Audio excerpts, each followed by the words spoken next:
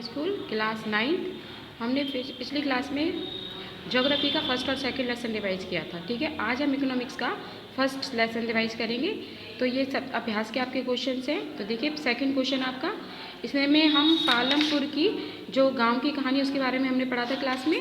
तो पहला क्वेश्चन है कि खेती की आधुनिक विधियों के कैसे आगे तक की आवश्यकता होती है कि अधिक स्थायी पूंजी, की खेती की आधुनिक विधियों में अधिक स्थायी पूंजी से जैसे उपकरण, मशीनें जैसे combine, treater, drilling, track, motor आदि की आवश्यकता होती है। ठीक है, उसी प्रकार सेकंड क्वेश्चन है कि पालमपुर में बिजली के परेशानी किसानों की किस तरह से मदद की है। भाई किस तरह से मदद की है कि भाई यह एक सस्ता बिजली की सिंचाई से उसको सिंचाई को बिजली ने सिंचाई की प्रणाली को पूरी तरह से बदल दिया है। ठीक है भाई, बिजली आने से अब क्या है कि सिंचाई अच्छी से होने लगी है। ठीक है, ये एक सस्ता तथा प्रदूषण, इसमें कोई प्रदूषण भी नहीं होता है और सिंचाई आराम से होती है। बिजली से ट्यूबवेल चलाई जाती है जो भूमि की अधिक मात्रा को अधिक तरह से सींचते हैं। ट्यूबवेल ने कुओं से हेड द्वारा पानी निकालने की प्रणाली को पूरी तरह से क्या कर दिया है, खत्म कर दिया। समझ में आया। अब इसका फोर्थ क्वेश्चन देखिए, क्या सिंचित क्षेत्र को बढ़ाना महत्वपूर्ण है, क्यों? सिंचाई के द्वारा सूखे क्षेत्रों में अधिक फसलों को उगाया जाता है। उगाया जाता है ना कि सिंचाई के द्वारा सूखे क्षेत्रों में अधिक फसलों को उगाया जाता है। उच्च पैदावार वाले बीज अच्छी तरह से सिंचाई की मांग करते हैं। हमें सिंचाई सुविधाओं की मांग इसलिए करते हैं क्योंकि मानसून अनिश्चित होता है। समझे, तो ये महत्वपूर्ण होता है। दूसरा है भाई, पालमपुर में जो श्रमिकों यानी मजदूर लोग हैं उनकी मजदूरी तो मजदूरी से कम क्यों है कि भाई और जगह मजदूरी कम नहीं है परंतु यहाँ पर कम क्यों है? क्योंकि पालमपुर में अधिकतर जो खेती और श्रमिक अकुशल हैं, यानी कि इतने इनके अंदर इतने इंटेलिजेंट नहीं है, वो अकुशल हैं। पालमपुर में खेती और श्रमिकों की पूर्ति इनकी मांग से कैसी है, अधिक है। और खेती और में श्रमिकों की मांग जो है कम होने तथा पूर्ति होने के कारण इन खेती और श्रमिकों में अधिक प्रतियोगिता क्या होती है, पाई जाती है। इस वजह से तो ये इनका पिछड़ापन है, इसके कारण ही क्या है, यहाँ पर मजदूरी जो है वो कम होती है। समझ में आया। अब इसका जैसे 8 क्वेश्चन देखिए, एक ही भूमि पर उत्पादन बढ़ाने के अलग अलग कौन से तरीके होते हैं कि उत्पादन को रासायनिक खाद के द्वारा बढ़ाया जा सकता है। ठीक है भाई, जो उत्पादन है हम किस तरह से भूमि के उत्पादन को बढ़ाते हैं कि उत्पादन को रासायनिक खाद के प्रयोग द्वारा बढ़ाया जा सकता है। उत्पादन को खेती की आधुनिक विधियों के प्रयोग द्वारा बढ़ाया जा सकता है। उत्पादन को उच्च पैदावार वाले बीजों का प्रयोग द्वारा बढ़ाया जा सकता है। उत्पादन को सिंचाई की विधियों द्वारा भी बढ़ाया जा सकता है।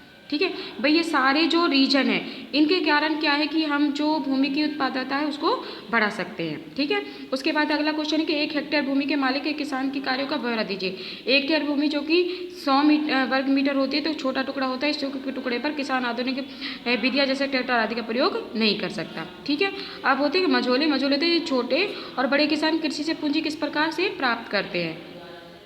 तो मझोले और बड़े किसान जो है अधिक भूमि होती है, उनकी जोतों का आकार काफ़ी होता है जिससे वे उत्पादन अधिक करते हैं। उत्पादन अधिक होने से इसे बाजार में बेचकर वो क्या कर प्राप्त कर सकते हैं, पूंजी प्राप्त कर सकते हैं। यानी कि उत्पादन को बढ़ाएंगे और उसे क्या कर सकते हैं, पूंजी प्राप्त कर सकते हैं। अगला है जैसे कि इनकी जो पूंजी होती है वो छोटे किसानों से भिन्न होती है क्योंकि छोटे किसानों के पास भूमि कम होने के कारण उत्पादन अनेक भरण पोषण के लिए भी कम बैठता है। समझ में आया।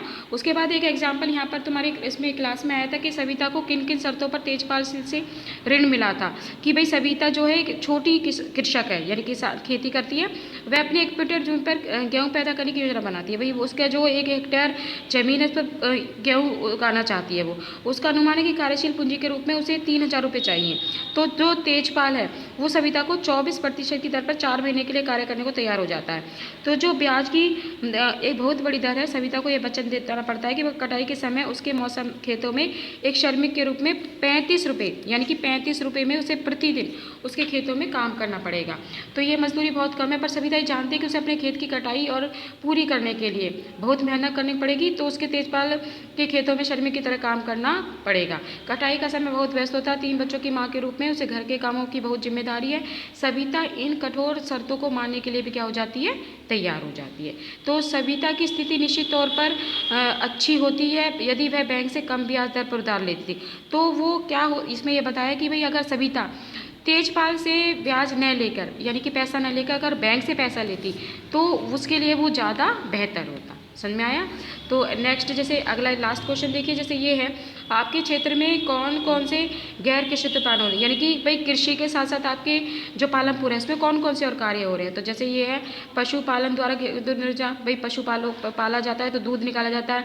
छोटे छोटे उद्योग जैसे और भी उद्योग है, जैसे आटा चक्की है, टोकरियाँ बनाई जाती हैं, बुनकर जो कपड़े बनाए जाते हैं, फर्नीचर है, लोहे के औजार हैं, और दुकानदार हैं, और यातायात के साधनों का संचालन होता है। समझ में आया। अब जैसे लास्ट क्वेश्चन है कि गाँवों में और अधिक गैर कृषि कार्य प्रारंभ करने के लिए क्या किया जा सकता है। कि गाँवों में सरकार द्वारा सहायता करके अर्थात कम ब्याजों द्वारा ऋण उपलब्ध कराकर लघु उद्योगों को भी विकसित किया जा सकता है। पर्यटन जो है उद्योगों को बढ़ावा दिया जा सकता है, जिससे लोगों को क्या होता है, कृषि उत्पादन में विकसित करने में आसानी होती है। समझ में आया। ये लेसन आपका मैंने एक बार रिवाइज करा दिया, आपको भी अपने घर पर अच्छी तरह से इसको लर्न करना है ताकि स्कूल में आते ही आपके टेस्ट होंगे। ठीक है, आज के लिए इतना ही, नेक्स्ट अगली क्लास में।